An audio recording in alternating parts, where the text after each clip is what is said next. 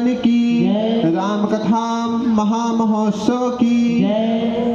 अनंत करुणा वर्णालय परात्पर ब्रह्मखिलेश्वर परमात्मा, जगत नियंता जगताधार प्रभु श्री सीतारामचंद्र जी, हम सभी के जीवन आधार, जिनकी कृपा दृष्टि दास पर और सभी शिष्यों पर सदैव रहती है और जिनकी कृपा से ही हम उच्च पद पर आसीन हो पाते हैं, ऐसे परम पूज्य सद्गुरुदेव भगवान के दिव्य चरण कमलों में दास का बार बार प्रणाम निवेदित।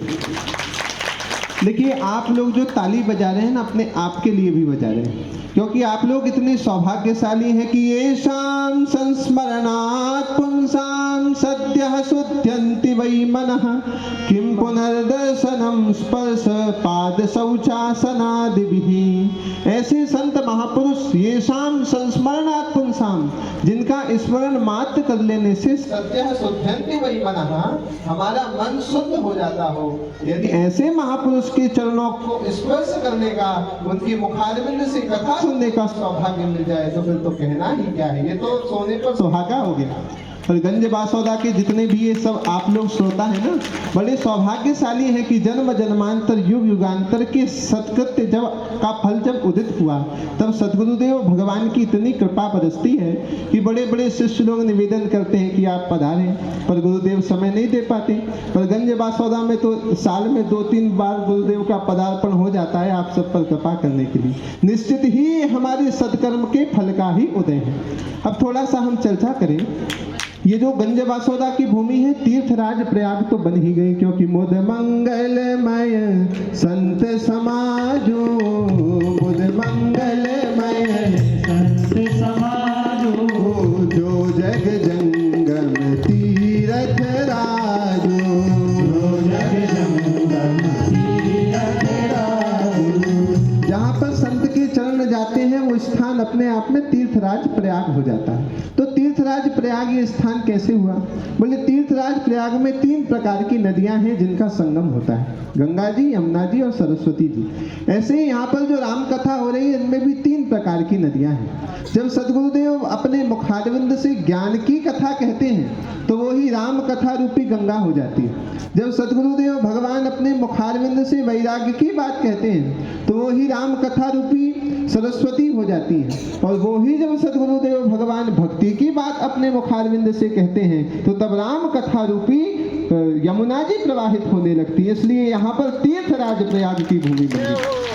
और तीर्थराज प्रयाग में क्या है? बोले तीर्थराज प्रयाग में बट वृक्ष है, और आप राम कथा को पढ़ो तो सभी वक्ता बट वृक्ष की छाया में बैठ के कथा कहते हैं। भगवान शिव भी बट वृक्ष की छाया में बैठ के कथा कहते। तो यहाँ तो कहीं बट वृक्ष दिख नहीं रहा। तो बट विश्वास अचल निज धर्मा, विश्वास अचल निज धर्मा, तीर्थ राज समाज सुकर्मा, तीर्थ राज समाज सुकर्मा। बट विश्वास अचल निज धर्मा, ये जो विश्वास है ना वो ही बट वृक्ष है, और उसकी छाया में ही गुरुदेव कथा कहते हैं और आप कथा सुनते हैं। इसलिए गंज बासोदा की भूमि साधारण भूमि नहीं है, ये तो साक्षात तीर्थराज प्रयाग है। अच्छा, जो कथा प्रवाहित हो रही है हमें देती क्या है? गोस्वामी जी ने तो इतनी महिमा लिखी, राम कथा शशि किरण समाना, संत चकोर करे देहि पाना, राम कथा कलिकामद गाई, सुजन सजीवन मोरी सुहाई, राम कथा कलिक बिटप कुठारी, सादर सुनु गिरिराज कुमारी, राम कथा सुंदर करतारी। इस प्रकार से वर्णन आता है, राम कथा सुंदर करतारी, संशय विहग उड़ावन हारी। बड़ी महिमा है राम कथा की, किंतु हम तो कलयुगी लोग हैं, हम तो चाहते हैं कि हमें तात्कालिक फल मिले। भले ये चिंतामणि भी है, ये कामद गाय भी है, पर तात्कालिक फल क्या देती है? तो गोस्वामी जी ने बड़ी सुंदर बात लिखी, रामचरित मानस यही नामा, रामचरित मानस यही नामा, सुनत श्रवण पायहि विश्रामा,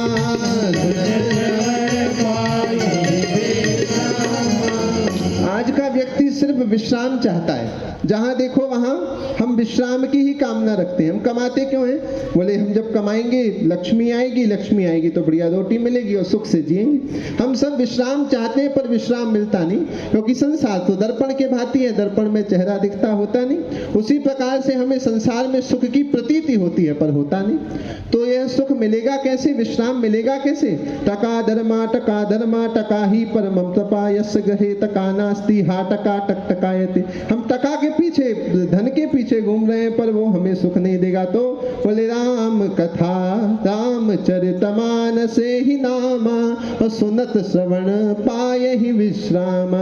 ये तो राम कथा ही है जो सुनते से विश्राम को दे सकती है और कोई भी दूसरा साधन नहीं है। इन्हीं वाणी के साथ सद्गुरुदेव भगवान की श्री चरणों में अपनी वाणी को समर्पित करता हूँ। बोले वृंदावन बिहारी लाल की, राघवेंद्र सरकार की, सद्गुरुदेव भगवान की, नमः पार्वती पते हर हर महादेव। बहुत सुंदर, बहुत सुंदर। सदभव तिवारी जी हमको बहुत